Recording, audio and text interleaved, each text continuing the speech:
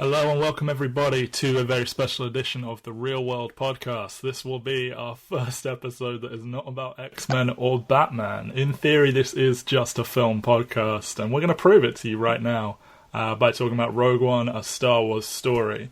My name is Matt Waters. I am joined in my discussions by creator of the Real World, the Godfather himself, Mike Thomas. Mike, how's it going in the morning? Our first morning recording for you. I'm tired. It's my first day of vacation, though, so that's nice. This may well be your first episode listening to us because you may not care about X-Men or Batman, in which case, what's wrong with you? Savages in this town. Exactly. This is our little film podcast, entertherealworld.com, if you want to see some fine written articles, 99% by Mike, as I only really just joined this year for the podcast. But hey, there's one there by me that will make you not like me as a human being, but it's there. You can't take that away from me.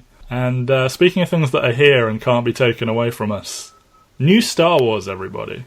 As we all know, the Mickey Mouse Corporation, Disney, bought Star Wars, bought Lucasfilm, bought a whole bunch of stuff in the last few years, and prominently announced there would be a whole new trilogy of films. We got the first one last year in The Force Awakens, but they don't want to just do one trilogy. They want Star Wars everywhere, all the time, everything. And thus we have these anthology films. There is a Han Solo film coming. But for now we have Rogue One, which is our first foray into branching stories in the Star Wars cinematic universe, as it were. And I thought it was tremendous to just go over very vague thoughts before we get into it in depth. It way surpassed my expectations. Like looking at the trailers, it looked kind of like very two-dimensional characters. Nothing really grabbed me. I didn't really have a great impulse to go see it, and then the word of mouth started to build, and I thought, okay, I'll go check that out. And I thought it was absolutely tremendous. I don't know about you, Mike. Yeah, I was kind of in a similar position. I knew I was seeing it opening night, but I wasn't excited for it. But my reaction to it was like, this was so much fun. And it was also, even more so than that, I think even better than, I would say it was great, but I thought it was incredibly interesting and made me like want to talk about things a lot about it, which is in some ways not a bigger compliment, but an equal compliment that it's actually, you made an interesting movie. Yeah, and what is very much trodden ground. You know, we've had 7 films previously now. There's a whole bunch of cartoons and video games and novels and comic books and you name it, it exists, including a holiday special. It sort of breathes a new life into it, and much more so than The Force Awakens, it kind of has me excited about the future of Star Wars, because where I said I had no great plans to go see this based on trailers, I had the opposite reaction with Force Awakens, where the trailers all look pretty dope. I really loved the new characters they were presenting, Finn, Rey, Poe, Kylo Ren.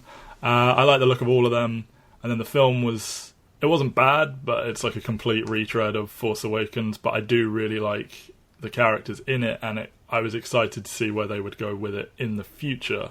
But this, even more so, there's not really a great future for these people, because we know the nature of their mission is that they're not going to make it. This kind of take on Star Wars, there's a similar kind of film in the future, this treatment, as it were, it would be very welcome from me in the future. I'm far more positive about this than Force Awakens, which I think I like a lot more than most people, but even so, I'm more up on this than Force Awakens. Yeah, I think the first time I saw Force Awakens, I was just, oh my god, they're literally just remaking it shot for shot, beat for beat. And it's like, it feels like all 3 films stuffed into, like all 3 original films stuffed into one. And I really, really enjoyed it. I actually think it's better than Rogue One ever so slightly. Really? Okay. Yeah. I think in a world where it isn't just completely retreading story, I think it's amazing. I love the characters in it. I think they're all far more three-dimensional than almost anyone who'd been presented in Star Wars main films before. Rey's acting here and there, not amazing, but the character, I think, is really strong. For all the sort of jokes about emo Kylo Ren, I think Kylo's a badass villain, and a layered one. It more made me excited, like, okay, this is what we've got to play with now, here's what we'll do with it in the future than as an individual film. I think for me, rewatching it, and I've rewatched it a lot, has made me appreciate it more for its own merits. It has made me, I think each time, because I watched it, I think at least 3 times in the theaters. I've already seen Rogue One twice. Wow. In case anyone hasn't figured it out yet, I'm a bit of a loser. It's The Godfather you're talking about, bro. Yeah. I have appreciated Force Awakens more and more as I've watched it again and again. And I think you're right. I think Daisy Ridley struggled a little bit at the beginning, but she got her rhythm by about like a third of the way through the movie, and that was great for the rest of it, as far as I'm concerned. I really like Kylo Ren. I think it was kind of like a necessary film. Like, even if you can't get past the retread aspect of it, I think having this positive, like, hey, remember why we all like Star Wars movie was kind of important. 100%. I love the sort of enthusiasm between Poe and Finn when they're escaping and that kind of thing. But speaking of, evoking why we all like Star Wars in the first place, that I think is an enormous strength of Rogue One. It just feels like such a celebration of Star Wars. And I mean, the writers admit it themselves. It's kind of like fan fiction on a huge scale, because these people that grew up worshipping Star Wars are now the people getting to make the films, to write the films, to star in the films, and this just feels like an enormous love letter to all of it while trying to do its own thing. I feel Force Awakens, it's kind of, they're giving you familiar elements and giving you that familiar story to sort of say, hey guys, trust us, everything's going to be okay, it's still your classic Star Wars. And then I hope they're going to shed that and go their own way as they go forward. And it was very much just Star Wars is back, everyone. Let's all celebrate that. But I think this is taking a big step in doing something a little bit different, while also being just such a celebration of the entire franchise, with so many sort of familiar characters appearing and familiar elements. And a lot of it is kind of a retread, but it doesn't feel it as on the nose as it did with Force Awakens. I think that's fair. I think they probably should have cut a few of the references, particularly like the people in the Tatooine Mos Eisley bar. Like, I think that was really unnecessary. The guy that bumps into Luke, yeah. I think, especially when it becomes clear that we're literally possibly like, this film ends hours before A New Hope, maybe days. I think that was really unnecessary. I think ham-fisting that 3PO R2-D2 cameo in that spot was unnecessary, because it brings up timeline issues. Like, wait, why did they get into the ship? Wouldn't it have been easier just to have them getting into the ship and being very confused? That final scene could have just been their appearance. They didn't need to appear halfway through the film. Oh, spoilers, everyone, by the way. We're going to be heavily spoiling this. And I think, I always think with references, the fewer you do, the more impact they had. So by the time they got to Pig-Faced Man and his buddy, I was just like, come on. that was the only one that really sort of stood out as out of place for me. I thought, because there's actually a lot I watched a video on this last night, like every Easter egg and reference in the film, and a lot of them went over my head because I'm not super up on like Rebels and the Clone Wars TV show. I've watched a bit of it, but not enough to know it all. But this thing is crammed full of small things, but none of them, for the most part, they are either welcome or they don't stand out. But yeah, that one and the C-3PO sort of standing around scene were a little bit too far. I think only the pig-faced guy, man, that was the only one that I thought was bad. Yeah. It's more that I would have liked, like, each of the main characters to get, like, 2 more minutes, Yeah. Like, just to have a little bit extra, so their deaths would just really hit you right in the gut in a way that didn't quite happen for me. It's not that I wasn't emotionally affected by it, not that I didn't think it was sad, not that I didn't think it was earned. It was just a little bit more, and I feel like the film gets to that next level. But like that, this is really nitpicking. This is not like, oh, this ruins the film or anything like that. I just want a little bit more just to really hit. The comparison I use is, I think the 2 comparisons that come to mind, oddly enough, for this movie are Saving Private Ryan and Armageddon. I mean, like, obviously the basic plots are vaguely similar, but more just that emotional reaction that was kind of desired is that, like, everyone dies and, like, you're, like, continuously just getting punched in the gut over and over and over by it. And I didn't feel the punch in the gut like the way I did in Armageddon, like the way I did in Saving Private Ryan. And it's not that Armageddon is a good movie. It's more just that those emotional notes really hit home for me in a way that they didn't quite here. If you don't cry at the end of Armageddon, you're not a human person. Yes. I think that can really be summed up in... I can't believe I'm about to do this. But I said, let's compare Armageddon and Rogue One. Everything in Armageddon, spoilers for Armageddon, is building to the moment where Harry pushes Ben Affleck back into the thing and then has to say goodbye to his daughter and then dies to save the planet. and obviously, like, this is not cinema at its finest. This is not acting at its finest, anything like that. But that moment hurts. Yeah. Like, I think like that moment genuinely really hurts. And I think because everything is building to that moment means so much more. In Rogue One, Jyn has two father-like figures. One, her actual father, and two, Saw Gerrera. And they die basically in back-to-back seats. I don't know what they should have done, because I like both characters. I didn't want either character to be removed from the film. Something about, like, I think that's just like a little bit sloppy. Like, if you're going for that's not the same emotional beat, but similar emotional beats back to back. Neither character had a ton of screen time building up to those moments, and neither moment really hit for me. And quite frankly, like, when a dad dies and I don't feel it, I think there's something wrong with the movie. Like, I'm a sucker for dad deaths. It's like my biggest fear, my dad's going to die one day. I mean, like, obviously he is, but I just mean, there's always something like, where's the disconnect that's preventing me from actually emotionally feeling this? And I think what I'm getting at is a little bit more time with each of the characters. Each of their deaths could have had that impact. Yeah, I feel Saw Gerrera particularly needed a little bit more. Like, it felt like he was going to do something more, and then suddenly he's dead.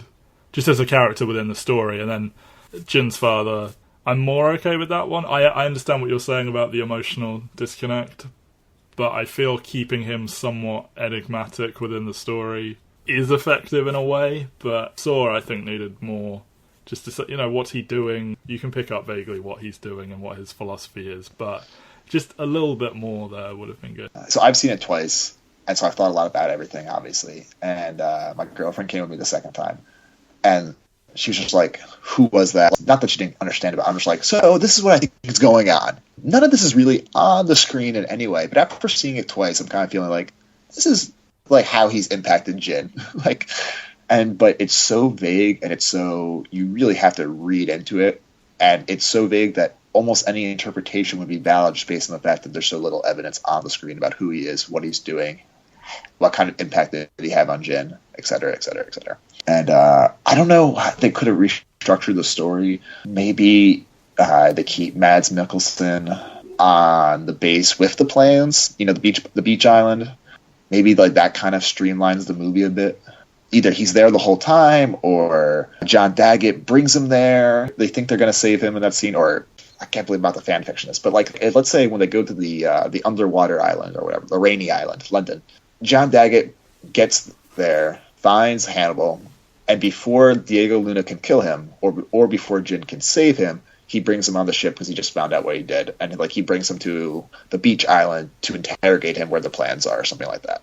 And then that kind of forces Diego Luna and Jyn to have their, like, it all comes to a head, basically. But maybe that's too much. I don't know. But something just felt a little bit rushed about that. But I agree. I think he absolutely should have died. I just think how they did it could have had a lot more impact. I forgot to mention before, it's funny you mention comparing it to Armageddon, because it shares a writer in Tony Gilroy, who also wrote all the Bourne films. Get the fuck out of here. Yeah. Also wrote all of the Bourne films except the most recent one. I had no idea Gilroy wrote Armageddon. Yeah, and The Great Wall, Matt Damon's ill-advised whitewash project. Not the only writer, a big team of writers on this film, including Chris Weitz and Gary Whitta, who I'm a big fan of. It's a weird thing, this film, because, like I said, with the trailers, it made it look as though none of these characters are that interesting. Jyn looked like she was just going to be a massive daddy issues cliche, etc. And I don't think she is. I don't know how you feel about that. We'll get into that in a minute. But a lot of these characters, they're not actually that standout or remarkable. But I don't know. I think just the team effort and this particular story being all about them, it makes it work. Like, Cassian Andor, Diego Luna, there's almost nothing to him, and yet he is quite a compelling protagonist at the same time. It's an odd one. I would struggle to tell you any of these characters are all that phenomenal or have potential for future or anything like that. But just this particular film, I think maybe because they are all fated to die, spoilers, I think it just makes it all work. You're being told one self-contained story, it's their story, and it just all comes together for me, even though objectively almost none of the characters are anything special whatsoever. Yeah, I think you captured it perfectly there. Like, this shouldn't work, but it does, in a way. Because I think not, like, there's no character that you want, like, a real, that makes you like, oh, this should be the center of the movie. Like, maybe Donnie Yen, but I don't, like, yeah, that was what I was going to say. Maybe you want to like, see a little bit of his backstory, but... Yeah. He's the only character that had the most impact for me. Actually, his death had the most impact, I'd say, by far. Because I felt that was the one that was the most earned. But even that, they took a ton of shortcuts to get there. I would actually say his buddy, Baze Malbus, allegedly. I'm reading these names off Wikipedia. These are all fake names on Wikipedia. None of these characters actually had names, besides the droid and the two main characters. This is true. Please do not listen to Wikipedia. Okay. His best friend with the big old gun. His death actually hit me harder than Donnie Yen's. Just the idea that he consigned himself to die along with him, you know, like he didn't need to, but because that's his best friend, and like there's all this implied stuff about past. Just him going to go die by his side, I thought was really touching. Just a quick sidebar on that. I was pretty shocked when they actually didn't kiss in that final moment. I was impressed because they did the same with Force Awakens. Talking about the Donnie Yen in that. Oh, okay. Okay. I was pretty shocked. It's funny. As soon as I said that, my girlfriend thought the exact same thing. Like, yeah, I thought those two were going to kiss. I'm like, no, not those two characters. I really thought Donnie Yen and the other actor who I thought was fat Hiroyuki Sanada for a while. Totally wrong. Totally accidentally racist. I was shocked. I was like, they're about to kiss. This is going to be... Aww. I think it possibly could have been seen as distracting and taken but like... I thought the way the film that scene was shot, the way they were looking at each other, like they're very clearly lovers. They very plausibly could have been. It feels like almost like a Dumbledore thing, where it's like, yeah, they're gonna tell us in 5 years that they were. It's like, oh, thanks. And you could also read it as, I mean, Donnie Yen is he's sort of associated with the temple or whatever. He's maybe it's a forbidden love or something like that. Who knows? We are really clutching at things that aren't explicitly there here, but either way, I did really find that death side by side thing very touching. Yeah, it was great. As I mentioned it by incorrectly thinking you were talking about them, I will say I do like that Jyn and Cassian didn't kiss in the same way that I like that Rey and Finn. I mean, there's elements that Finn may have a thing for Rey, and they probably will go there later. But I did enjoy that they didn't force the two together in the way that every Hollywood film has to. It feels like overall we're trending more towards that not happening. Like, I really hated Pacific Rim, but like at the end when the characters didn't kiss, I was just like, oh, thank you, some restraint. Yeah. One of the worst offenders for this, have you seen Edge of Tomorrow or Live, Die, Repeat or whatever you want to call it, with Tom Cruise, Emily Blunt? Yes, that was a really fun movie. Did they kiss it? Yeah, I really like the film, but just when they share this big romantic kiss that she initiates, even though ostensibly it should be him. Like, I can fully understand he's in love with her, but he's literally a stranger to her. And they go for this huge kiss that she initiates and is very romantic. And it's like, you've ruined this. It's funny, that moment made so little impact on me that I clearly just blacked it out. That's just the first one that comes to mind when I think of like recent offenders of the leads must kiss. But you just telling me that they kiss in that scene is kind of just like, what the fuck? Yeah. Like, I don't remember it, but like, yeah. Are you kidding me? Otherwise, a very good film. But yeah, I like that we've had two films in a row here, and I would be pleasantly surprised if they did steer away from a Finn and Rey romance and just made it about what it is instead of having to force a love story on everything. Because it's just so earnest, their death scene together, Jyn and Cassian. That really hit me. Like, them just sort of sitting there on the beach together, very aware of what's about to happen, and they just share this hug as they accept their fate. And it's just, for them to introduce new characters in this film and get to a point where their deaths are, for me anyway, among the most emotionally sort of devastating things to happen in the entire franchise within 2 hours, I thought was quite impressive. Even if the characters aren't actually all that memorable. Just, I think the way this tale is crafted for them to get to that point, I personally cared when they died, even though the whole thing kind of is telegraphed that it will end that way. I thought it was quite impressive, but I don't know, maybe I'm just a big girly man who cries.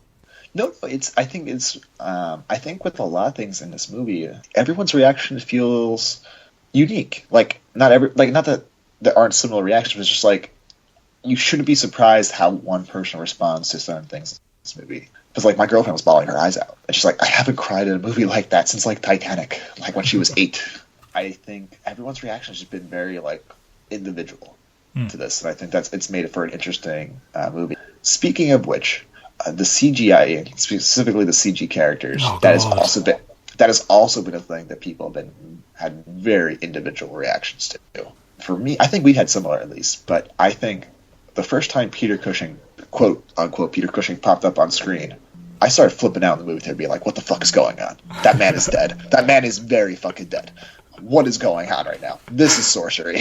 Yeah. And I had this weird thing in my head. I was like, why is that man that looks vaguely like Peter Cushing, why is his face ever so... Oh my god, what the fuck? And then it sort of hit me what they were doing. But they've done it by bringing an actor back to life. It's a step beyond.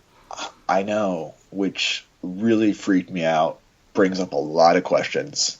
It feels like Hollywood, Jeff Goldblum in Jurassic Park moments. Okay, just now because we can do this, let's watch out. Let's think about when should we do this. Yeah, this is potentially opening a huge can of worms. Thankfully, it's apparently one of the most expensive digital effects of all time, so maybe not everyone will do this. We can only hope. And even this one, I don't feel the need for them to do this all that often. Here and there, maybe. In extreme circumstances, maybe. But I hope this is not something that we're just going to be seeing all the time now, because that would be very, very excessive. Imagine if they last second just boot new Han Solo, Aiden, hard name.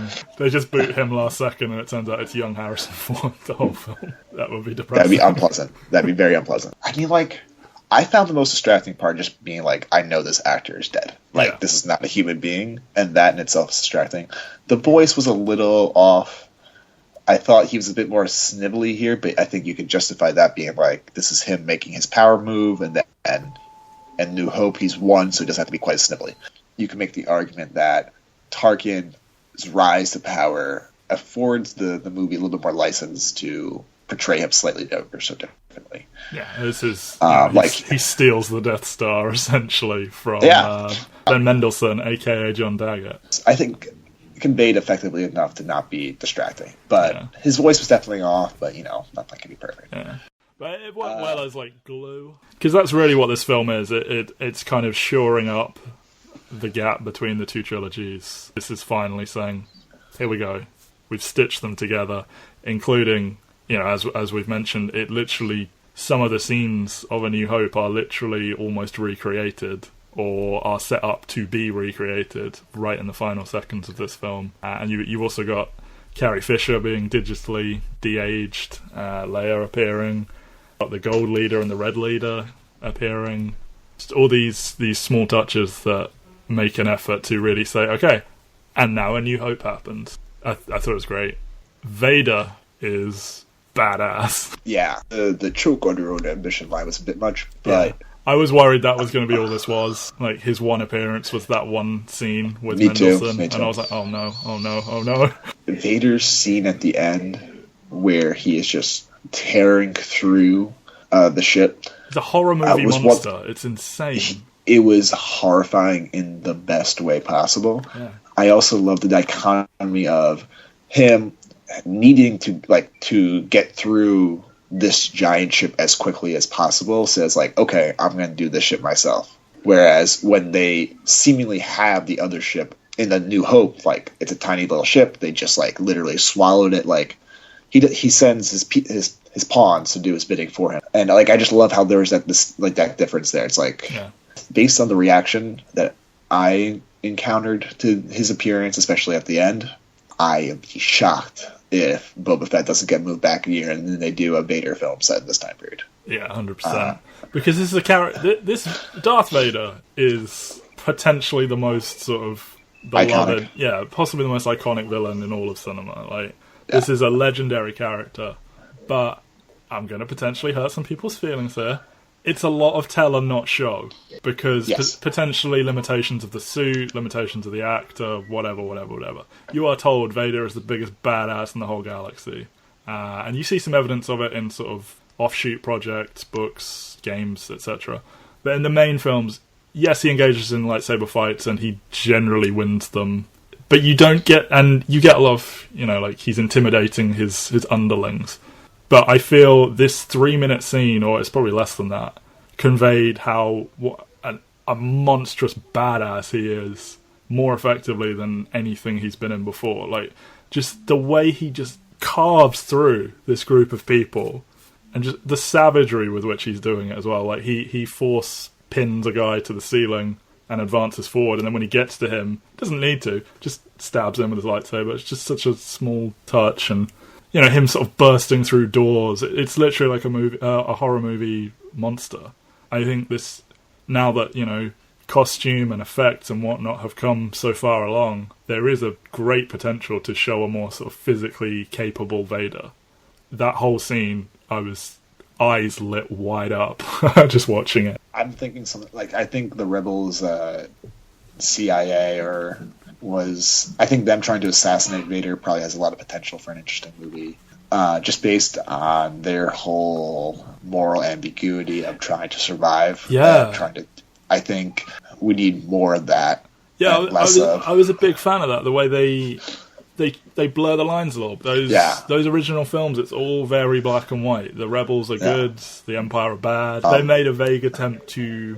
I mean, it's pointless because those prequels are, no positives can be taken from them, because the immediate, other than some good actors, and they grabbed one of them for this. But I think there's plenty of good stuff in there. It's just you can never say it because they have this tainted reputation that it's pointless, and they have been making a vague attempt to present a more balanced argument. And I love that you see the Rebels sort of fully prepared to engage in some pretty shady shit, like assassinate Galen without telling Jyn, the sort of bombing of the research base, their sort of inaction when Jyn is begging them to go and get the Death Star plans, and then also seeing Galen as presented as sort of a servant of the Empire.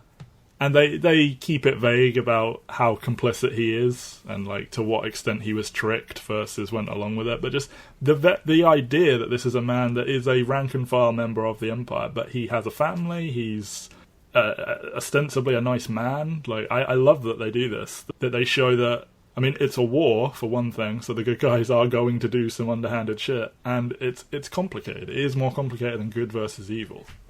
Like, the Jedi Sith thing is very much a philosophical battle, but the overall, I'm very intrigued by the sort of overall state of the galaxy and what life is like for the common person, because it's very glossed over, I think, where it's just like, oh, the Empire just sort of, they're very oppressive, but you don't really see a huge amount of evidence of it in those in the original films. Yeah, and I think the way they establish it right away is Diego Luna just killing his source. Mm-hmm. It's just like, I was like, Jesus fucking Christ, this is going to be a slightly different movie than that's what war, man. You gotta do what you gotta do. Yeah, and it was one of those moments where it's just like, it's an inhumane decision.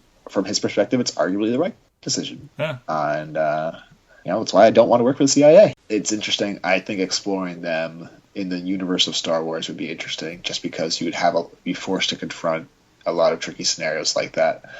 And I think combining that with Vader just seems to be like a recipe for a lot of fun. But yeah, I really like the sort of rebel intelligence, the idea of it. The Diego Luna's going there to snipe someone. That's just really nothing we've even remotely seen from the rebels generally before. It's really just sort of, they're the X-Wing guys, and they sit on their bases and talk. And just the idea that they have agents out in the field. They're going out and doing stuff. They're murdering people quietly.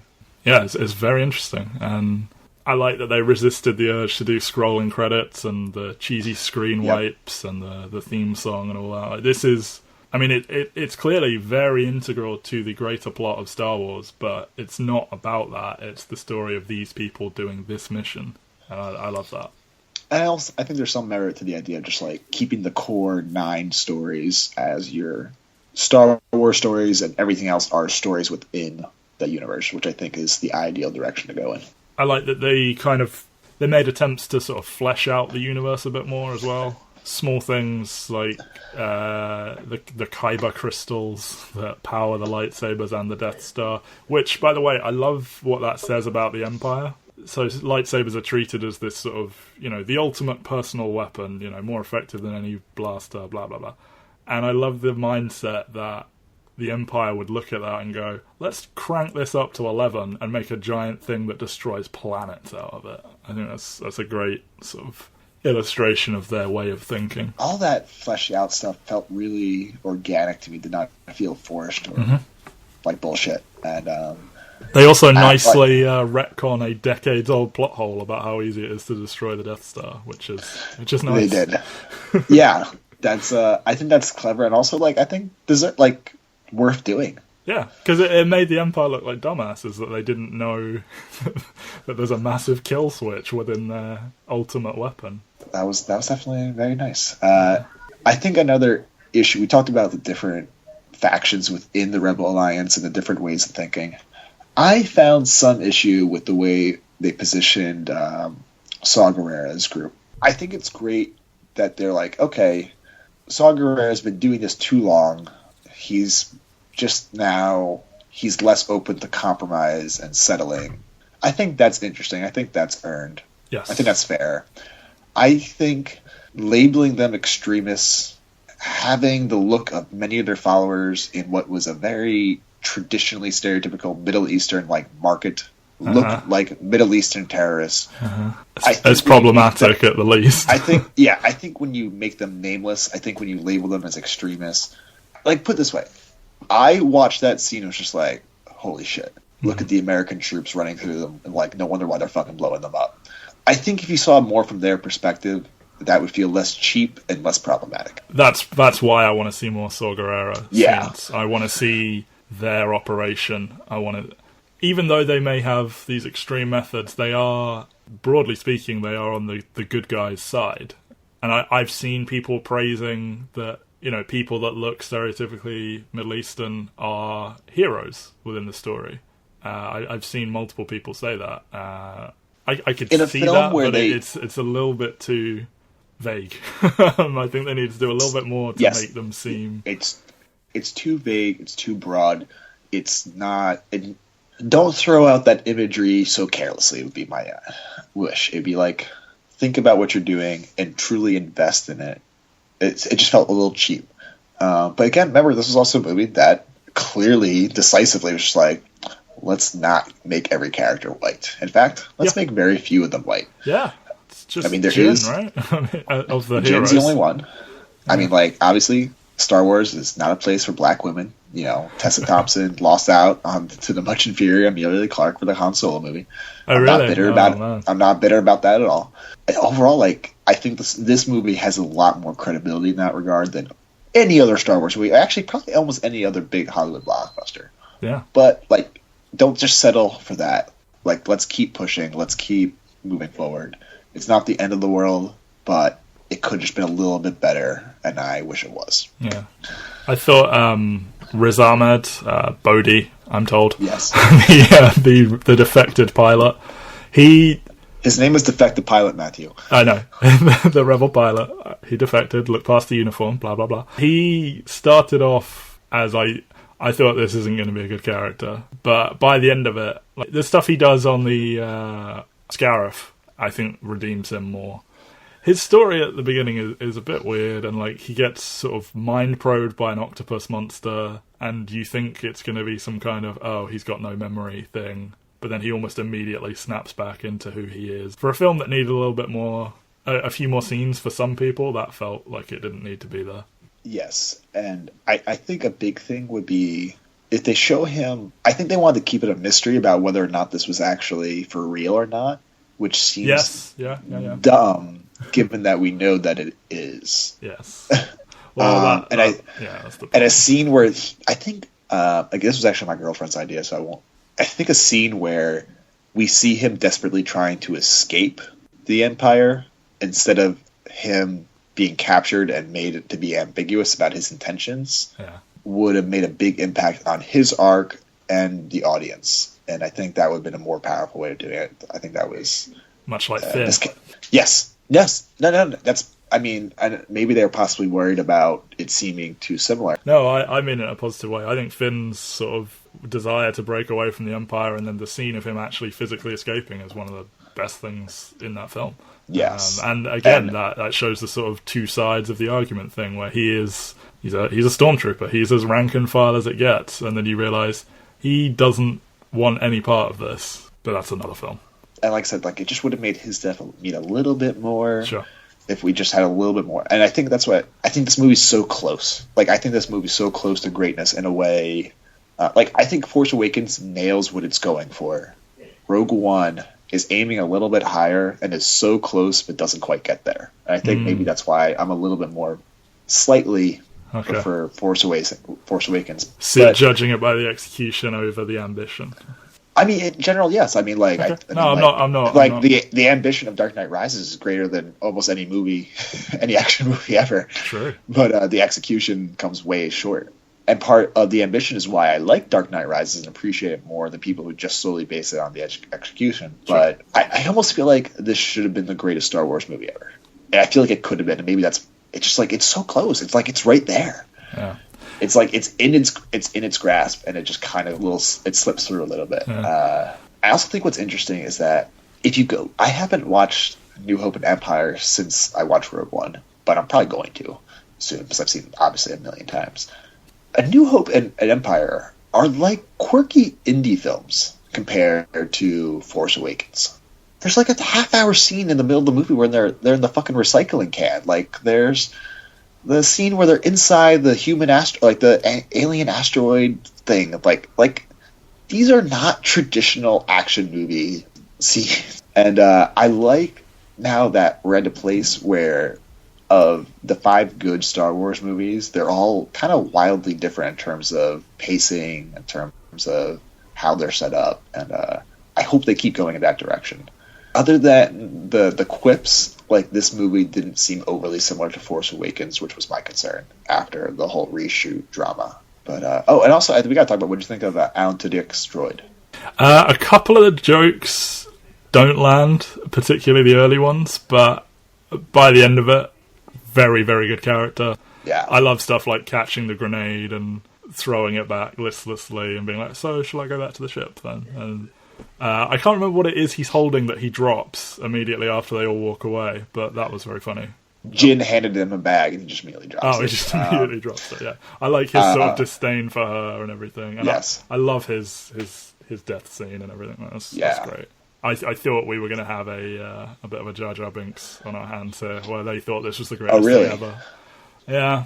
I don't know. I like his very first line of "You're being rescued," but then he had sort of 4 or 5 jokes in a row that didn't land for me, and I was like, oh no. But by the end of it, I loved him. I really love these people are going to prison. Yes, I am taking these prisoners to prison. Can you point me to the prison? I thought that was all very nice. Yeah, I like the way he bonks people on the head because he's just infinitely stronger than them, and he doesn't need to punch anyone. He just sort of a little tap on the top of the head, down they go. I think with him and BB-8, I mean, they're both kind of a little too cute, but whatever. Yeah. R2-D2 is also probably a little too cute. Definitely. I was just a kid when I saw it. See, here's the thing. Okay, I haven't made people dislike me in about an episode, so here we go. To me, I think a lot of your opinion on modern Star Wars is coloured by your opinion on old Star Wars, where some people hold that original trilogy up as a sacred text that can never be messed with, can never be criticised. And I know why I think this. It's because I didn't see any of them until I was about 17 or something like that. I somehow went through my entire childhood without seeing any of the original 3 Star Wars films. I knew broad strokes, through cultural osmosis, you get I Am Your Father and parodies and whatnot. So I think that's where the disconnect is for me. I having seen them, I like them all. I like them all quite a lot. I just don't sort of hold them up as these sacred things. And I think that opens me up to liking more modern takes more strongly. And I had a stronger reaction watching Rogue One than I did any of the others. And that's probably because, as I said, I'd sort of had those original ones spoiled for me. Like, I knew all the elements before I even watched them. So I'm unable to sort of view them objectively now or something like that. I don't know. But I came out of Force Awakens being like, yeah, I really love this. And I came out of this being like, I had more fun watching this than I've had with any of the others. You say it could have been like the best one ever, or it got close or whatever. For me, it absolutely nailed it, everything. I thought this was a really, really fun film. Yeah, I'm all in on Star Wars right now. I could see why someone who did not see them as a kid would be more invested in the new ones for sure. For me, Star Wars from New Hope until the end of the Han rescue in Jedi is not perfect, but like that to me is Star Wars. Like, I won't sit here and tell you Phantom Menace is a good film, but I think people are way too hard on those ones, and I think maybe their sort of extreme love of those first three is what colours that. Like, they are objectively worse films, and they are filled with sort of bad acting and bad writing and whatnot. But there's also, I think, a lot more in there that is good or has potential than a lot of people give them credit. I love stuff like the Clone Wars TV show. Like, what I've seen of it, I really love that. But I don't consider myself a Star Wars diehard by any means. So I feel I have a different take on all of these than most people I speak to. Yes, and onwards and upwards in Star Wars. I'm all in right now. Mm-hmm. I'm so excited. Like, I feel like I'm nervous about the next one. Not sure if Mark Hamill, amazing voice actor. I'm not sure. Reluctant screen actor. Like, growing up, I only knew him as Luke Skywalker, and then I thought, he reluctantly went into voiceover. That's so sad for him. And then I learn as an adult that that's actually what he wanted all along. Like, he was a fan of that, and like, he was reluctant to ever be on camera. I don't think he has a lot of talent for on-screen acting. No. That's one of the things where I fall out with people about Star Wars. I think Luke Skywalker is one of the most vanilla characters, one of the most two-dimensional characters you'll find as a protagonist of a major series. And a lot of that may come down to him being limited in his range and being forced to play it more just sort of straight up. But, yeah. I don't think that's untrue. As I've rewatched them more as an adult, I find more things that I like about them. More small touches that I like. Yeah.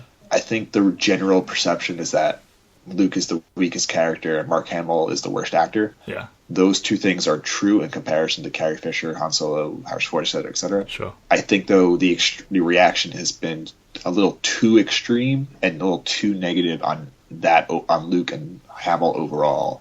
Well, I don't think it's a very nuanced character in the writing. No, it's not. Be honest. No, it's not. It's not. But I'm saying I think Hamill finds small moments to bring a little bit of life to a character that otherwise is very two-dimensional. But yeah, I am tentatively excited for Episode 8. I like the director. Yeah, I do a lot. There's a lot of credibility and goodwill now with Star Wars. Like, they kind of nailed it twice in a row. Like, they nailed what they were going for twice in a row. That's the biggest thing. Like, the worry is, when are Disney going to go too far and ruin the good graces they've made? So far, they're doing okay. Like, I think it's all going to, not all, but I think a lot of it's going to come down to what did I do with Kylo Ren? Because it's like... Yeah, he could very much go one of two ways. It's hard to top killing Han Solo. Like, what do you do with him next? I expect him to be almost a hero by the time the third film, by the time Episode 9 is happening. I think so. I think he's a character who's, denying his destiny, his fate or whatever, and choosing the dark side as a very conscious choice rather than Anakin being sort of manipulated down that path. Yes. I think that's great. And I love the idea of legacy in everything. I love that character, and I think it's a shame that meme was so funny because it's kind of hurt his reputation a little bit. Yeah, I think what it's building to is it's him sacrificing himself in a different way, but I think he's going to be a hero by the time episode 9 rolls around in some form or another. I think he's a very human character. Like, Vader was kept very just sort of, he's big and imposing, and he just cuts to the chase. And I like that he's got conflict, he's got issues, but then he's also like this badass who's like not a sniveling villain. Like, when Poe is saying something about him hiding behind the mask, so he just immediately just takes it off. Like, yeah, I don't care. I think he's a great character, and I hope that they walk the line with him. I'm excited. I have no idea where it's going to go overall, other than the vague sense that Kylo will be a hero, but I don't know how they're going to get there. Yeah. I don't know. I really hope Rey is not anyone famous' daughter. I really hope that's a misdirect. I hope she's just some girl. Yes, and if they're going to be one, I hope it's Obi-Wan and not Luke. Sure. I think the scene where they edit Alec Guinness's voice to say Rey, and then they hear Obi-Wan say, "These are your first steps." Like, I'm hoping that means it's Obi-Wan and not Luke, because I think if it's Luke, like, I'm going to be pissed off. Yeah. I just don't know how the timeline works with that, because that's got to be... Like, I don't know how old she's meant to be, but I don't know if it quite lines up if you consider how old Obi-Wan was portrayed as when Han Solo, etc. were young. It's weird. It's all weird. In a franchise where it's expected that someone's father or son or daughter or mother will be someone, I love the idea that she's just some girl. Yes. Yeah. That's what I desperately want. I think it seems almost hopeless at this point to think that's actually the case, and that's why I'm already settled to just be like, please just be Obi-Wan's daughter or something. Don't be Luke's. Like, that's just too much. It is way too much. I'm very excited. I came out of of Force Awakens very excited for episode 8. I'm now, after coming out of Rogue One, more excited for the other weird offshoot projects. And I'm not excited for episode 8, but it's almost sort of, I haven't forgotten about it. I don't know, it's just sort of slipped a little bit for me, and I want to see them go in different directions. And I fully expect by the time episode 8 ends that I'm like, fuck this Han Solo movie, bring on episode 9. But yeah, probably. So I think we should end with, what movies do you want them to tell? Especially with these offshoot projects. Like, the two for me that I'm really interested in and I want to see, but I also feel like it's tying back to the originals too much, is I want Ewan McGregor to have a good movie. Like, I think he's a good actor who tried to do some good things with Obi-Wan, and they're nothing but bad movies. Like, I'm not saying there's nothing good in those movies, but I'm saying all the movies are bad. They're objectively bad. That third one's like, okay. I'm actually weird. I prefer Phantom Menace than the other two, but okay. Like, I would really like Ewan McGregor to have a good Obi-Wan movie. I really think I've kind of gotten latched onto this idea of a Vader movie where the rebels are trying to kill him, but pretty cool. I don't know. Is there something you want to see? I'm kind of open to a lot of things. I'm not sure entirely what I want. I really love the Darth Maul character, but objectively, there's nothing actually to him. He's just a badass-looking dude, and I wonder if trying to give him more backstory actually ruins that. I don't know. I just know that three-way lightsaber duel is my favourite. I know it doesn't rank as high on your... You did an article about the best lightsaber duels in all of Star Wars at the real world, right? Yeah, I think it's my favorite of the prequels, at least. Yeah, without doubt. Yeah, so, I don't know. I like the Darth Maul character. I'm not sure it's wise to explore him too much.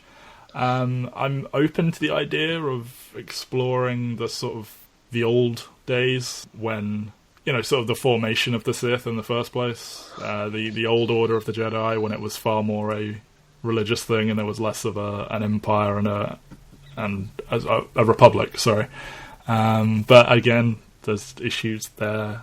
I'm really just open to whatever they can show me, because I wasn't necessarily hyped for Rogue One, and guess what? Turns out it's pretty fucking awesome. So I'm willing to be surprised, as it were.